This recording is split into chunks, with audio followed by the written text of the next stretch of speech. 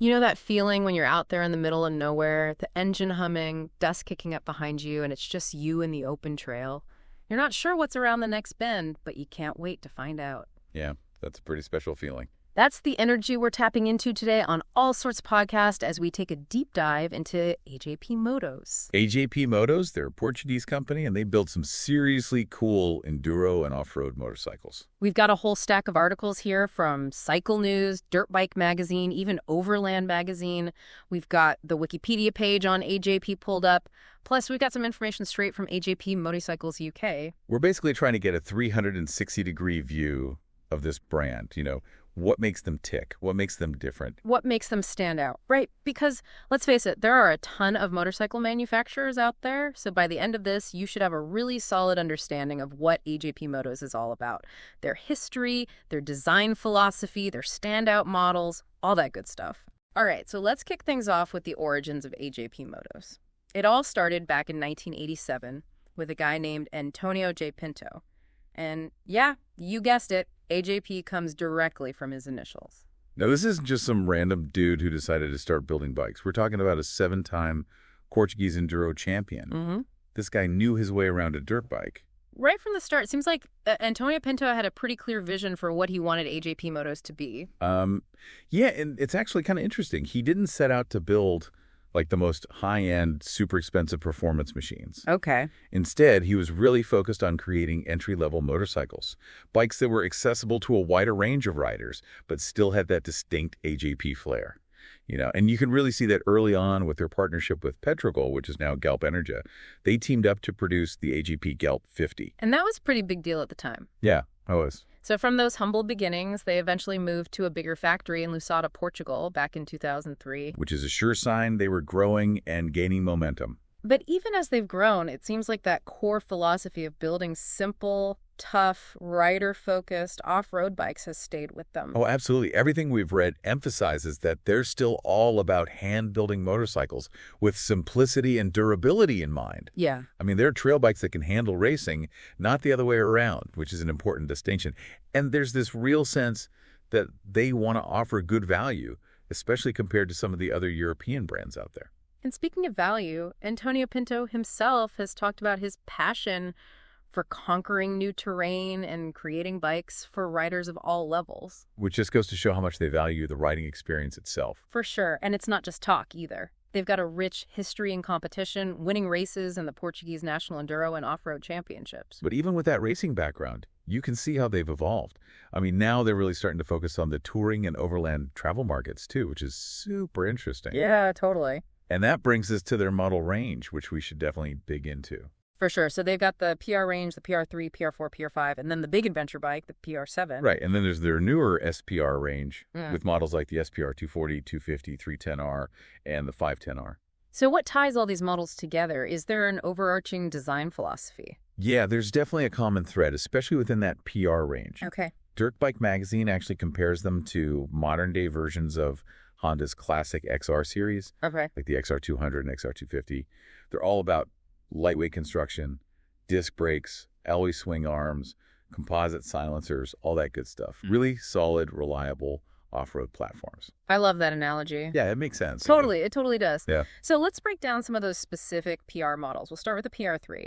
This one seems like an awesome entry-level bike, particularly for like shorter riders or teenagers just getting into off-road riding. Yeah, for sure. The lower seat height makes it a lot more approachable. Yeah. But it's not just a beginner bike by any means. It's actually a really well-equipped enduro machine.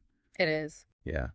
It comes with adjustable suspension, so you can dial it in for your weight and riding style, electric start, integrated lighting, a skid plate for protection, hand guards, even a racing exhaust.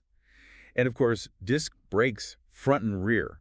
It really packs a punch for a smaller displacement bike. Wow, that's impressive. Now, what about the PR4? Dirt Bike Magazine calls this one the ultimate do-it-all off-road bike. Yeah, and I could see why they say that. It's got a great balance of features and performance. Like the PR3, it's got a lower seat height, which is nice. Plus, it's got those fully adjustable Marzocchi forks up front, a Sachs shock in the back, and a durable 240cc engine with an oil cooler to keep things running smoothly. You get both electric and kickstart, which is always a plus for reliability. And it uses that interesting hybrid aluminum steel frame. So it's tough, but not too heavy. Exactly. And it's got all the essentials for enduro riding. Enduro lighting, a skid plate, the works. We also talk about the shorter wheelbase, which makes it super agile in tight trails. Now, one thing I've noticed about a lot of the AJP models is that under-seat fuel tank. That seems to be a real signature design feature for them. Oh, yeah, definitely.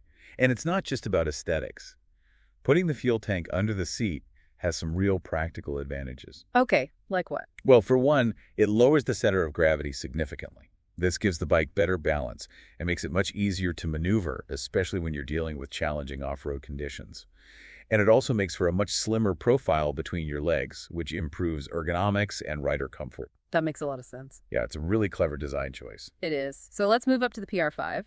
This one seems to be where AJP starts to incorporate some more advanced technology into their bikes. Yeah, you could say that. With the PR5, you get fuel injection, a hand-welded frame, fully adjustable sack suspension, a liquid-cooled 250cc engine, and a 2-year factory warranty. It's definitely a step up in terms of performance and features. The fuel injection alone is a huge plus. No more messing around with carburetors. Exactly. Fuel injection gives you much more precise fuel delivery, which means smoother power and potentially better fuel economy as well. And having liquid cooling means the engine can handle those long, hard rides without overheating. And with that hand-built frame and high-quality suspension, this bike seems ready to tackle some serious trails. Oh, absolutely. It's definitely built for more experienced riders who are looking for a high-performance trail weapon. Okay, now let's talk about the big one. The flagship AJP adventure bike, the PR7. This one seems to be carving out its own niche in the market. Yeah, the Cycle News Review really highlights that.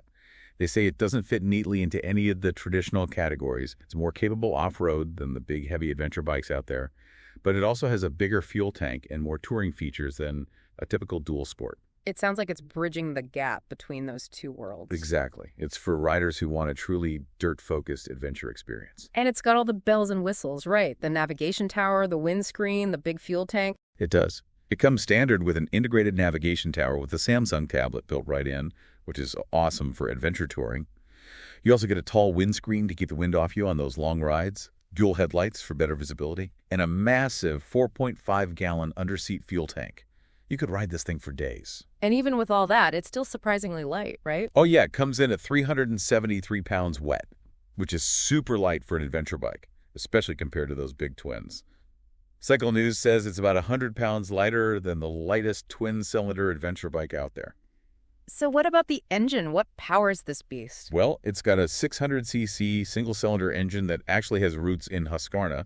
It's now sourced from SWM. And Cycle News raves about the bottom-end power, which is exactly what you need for technical off-road riding. And they said it's surprisingly smooth for a big single. They did. And that's because of the counterbalancer. It helps to smooth out the vibrations that you typically get with a single-cylinder engine. And apparently, there's even talk of a street-legal version in the future. That would be awesome. Yeah, that would open up a lot of possibilities. Totally. All right, now let's touch on the newer SPR range. How do these bikes fit into the AJP lineup? Well, they're sort of a next-generation take on the PR models. They incorporate some pretty innovative engineering solutions, and they come in both enduro and supermoto versions, so there's something for everyone. And what are some of the key features of the SPR range? Well, the enduro models are really designed for serious off-road riding. They've got top-of-the-line adjustable suspension, that signature AJP structural fuel tank subframe design, advanced Athena GET fuel injection on the 250cc, and larger models, ergonomic handlebars, and upgraded brakes. Some models might even come with Brembo brakes, which are top-notch. So it sounds like they're continuing to push the boundaries with the SPR range. Definitely. They're always looking for ways to improve their bikes and give riders the best possible experience. And it's clear that that underseat fuel tank isn't just a gimmick. It really is a cornerstone of their design philosophy. It is. And as we've talked about, it makes a huge difference in how the bikes handle. By keeping the weight low and centered, they've created some seriously nimble and agile machines. And it doesn't hurt that it looks pretty cool, too. Yeah, that's a nice bonus. And then there's the composite aluminum steel frame that they use on some models. Right, which is another example of their innovative thinking. So what's the advantage of combining those two materials? Well, it basically allows them to optimize the frame for both strength and weight. They can use steel in areas that need to be super strong, like around the steering head and engine mounts, and then use aluminum in other areas to keep the overall weight down. It's all about finding that perfect balance. And of course, we have to talk about that integrated navigation tower on the PR7. I mean, including a Samsung tablet as standard equipment on an adventure bike is pretty wild. I know, right? It just shows how much they're thinking about the needs of adventure riders. They want you to have everything you need to explore right out of the box. You don't have to worry about buying aftermarket navigation systems or anything like that. It's all there, ready to go. Exactly. So let's shift gears a bit and talk about the actual riding experience. What's it like to ride an AJP, especially the PR7? Well, Cycle News seems to have really enjoyed their time on the PR7. They were impressed by the way it handles both on and off-road. They loved that powerful low-end torque from the 600cc engine, and they kept mentioning how smooth it was for a single cylinder.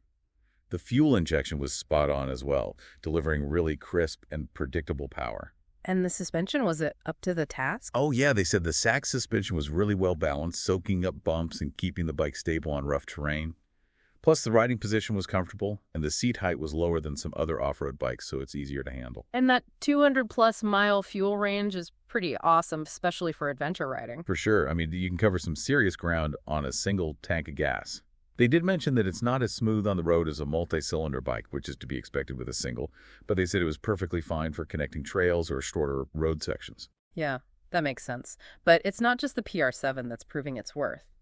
Overland Magazine tells a great story about a PR4 that was ridden all the way to South Africa and back without any major issues. Yeah, that's pretty amazing. I mean, talk about a testament to AJP's build quality and durability. And it's not just the bikes that impress. Overland also gives us a glimpse into the AJP factory, and it sounds like a really special place. How so? Well, they describe it as a passion project with a small, dedicated team of people who really know their stuff. And they're clearly focused on building high-quality bikes that will last. They even quoted Renato Furman, who's closely involved with AJP, talking about how much they value customer satisfaction. That's always good to hear. And, of course, you can't talk about AJP without mentioning Antonio Pinto himself. I mean, the guy's a legend. Overland even refers to him as an artist who's still heavily involved in the design and testing of the bikes. That's pretty incredible. It sounds like he's still living and breathing AJP Motos. He is. They even quoted Furman as saying, if he can imagine a motorcycle, he can build it. Which speaks volumes about Antonio Pinto's vision and skill.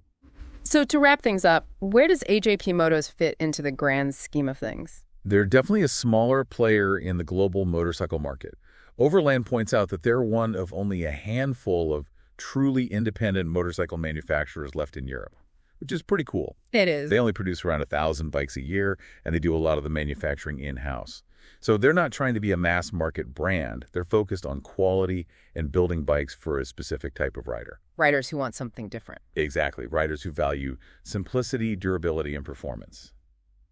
So, as we reach the end of our deep dive into AJP Motos, what are the key takeaways for you, our listener?